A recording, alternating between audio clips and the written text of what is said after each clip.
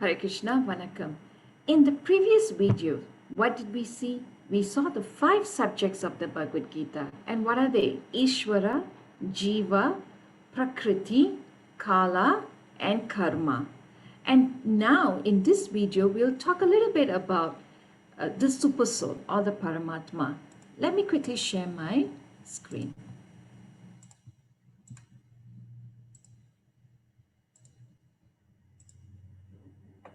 Paramatma, Super Soul. This term, you will encounter this term over and over in the Bhagavad Gita. So the distinction between Jiva and Ishvara, Jiva is the controlled entity and Ishvara is the controller. This difference is explained in the 13th chapter of the Bhagavad Gita. So the Lord is Kshetrajnana, conscious, as is the living being, but the living being is conscious of only our particular body, whereas the Lord is conscious of all bodies. Paramatma, or the super soul, he lives in the heart of every living being, is the conscious of the physic movements of the particular jivas. I should not forget this. It is also explained that the Paramatma, the Supreme Personality of Godhead, is living in everyone's heart as Ishvara, as the controller, that he is actually the one who's giving the directions for all the living entities to act as he or she may desire.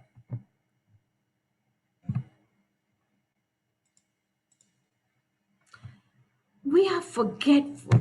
Why do I say that we are forgetful? The living entity forgets what to do. First, we make determination to act in a certain way. Then we become entangled in actions and reactions of our own karma. Then, after giving up one type of body, we enter into another type of body, just like how we change our clothes on an everyday basis. So, similarly, as the soul migrates, we suffer the actions and reactions of our past activities. These activities can be changed, however, when we, the living entity or living being, rises up to the mode of goodness, insanity, and understand what sort of activity we should adopt. By doing that, all the actions and reactions of our past activities can be changed.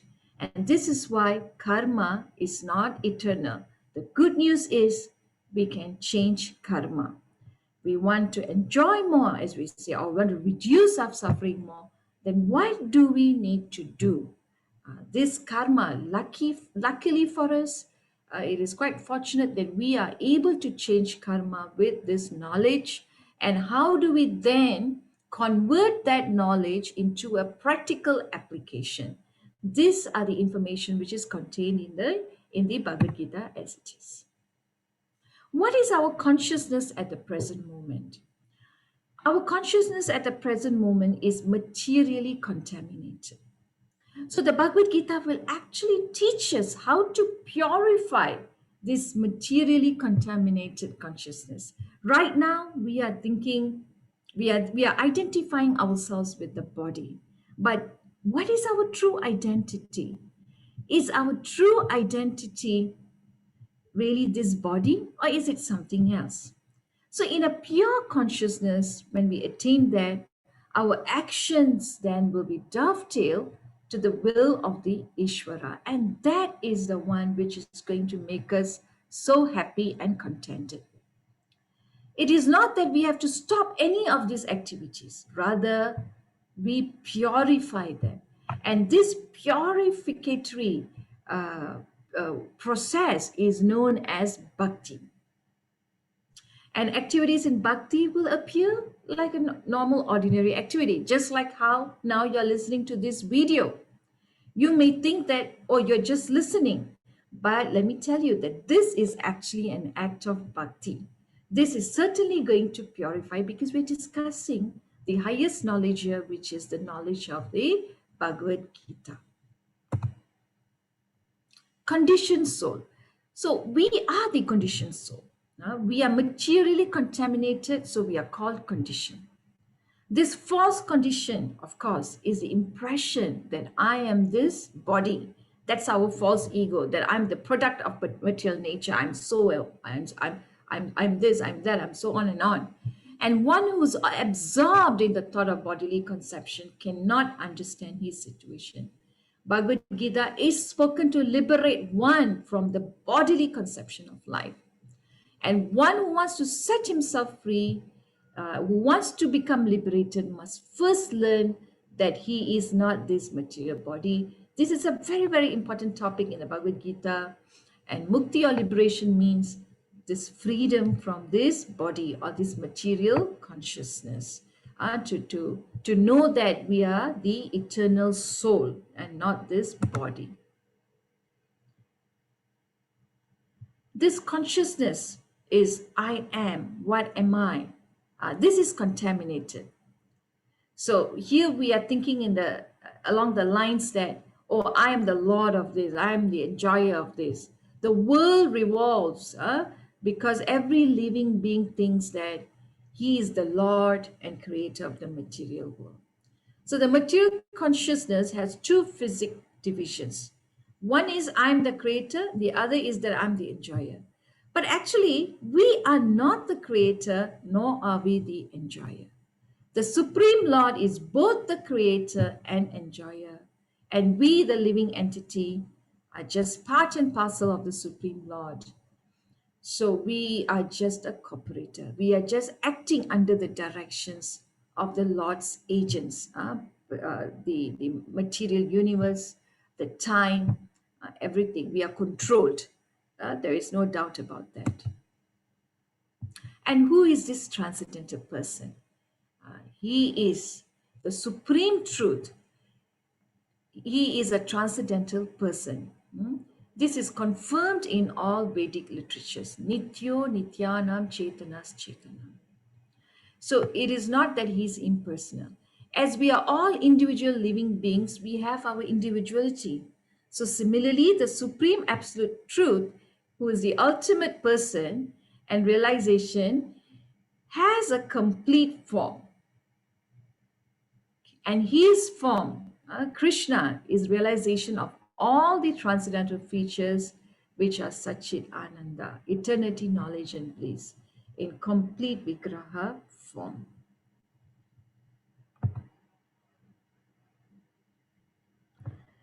Okay. This is understanding the Bhagavad Gita is not a question of research. The Vedic knowledge is infallible. All Hindus and followers of the Vedic Sanatan Dharma, they accept the Vedic knowledge to be complete. For instance, cow dung is stool of an animal. But according to Smriti or Vedic injunction, if one touches the stool of an animal, he has to take bath to purify himself. But one, when touches the cow dung, which is considered to be sacred in the Vedic scriptures, is actually a purifying agent. You don't have to take bath. One might think that this is contradictory, but it is accepted because it is a Vedic injunction. And indeed, by accepting this, one will not commit a mistake. Subsequently, it has been proved by modern science also that cow dung contains all antiseptic properties. So this is why it is said that the Vedic knowledge is complete and it's above all doubts and mistakes. And Bhagavad Gita, of course, it is the essence of all the Vedic knowledge. It is not a question of research. Research works can be imperfect because we are researching with imperfect senses, correct? We have to accept the perfect knowledge which comes down as stated in the Bhagavad Gita on page 1, as you can see. If you have not gotten your Bhagavad Gita as it is, try to get one from the nearest ISKCON temple. Basically, you will open up, if you open up to page 1 of the Bhagavad Gita, you will see there is a list of the disciplic succession or parampara, where this knowledge has been passed on from Lord Krishna to Brahma right up to the current time. So we have to receive knowledge from the proper source in this disciplic succession, beginning with the spiritual master, the Lord Himself. Only by this way we'll be able to understand the knowledge as it is. Now you can understand why this Bhagavad Gita is known as it is, because there is no break at all in the line of the knowledge on how it was passed by one by from Lord Sri Krishna himself, right up to Srila Prabhupada. There is no break. The knowledge is intact. There is no change, no modification, no alteration, nothing. Okay. So we'll stop here for today and we'll continue again in our next video. Thank you so much. Hare Krishna.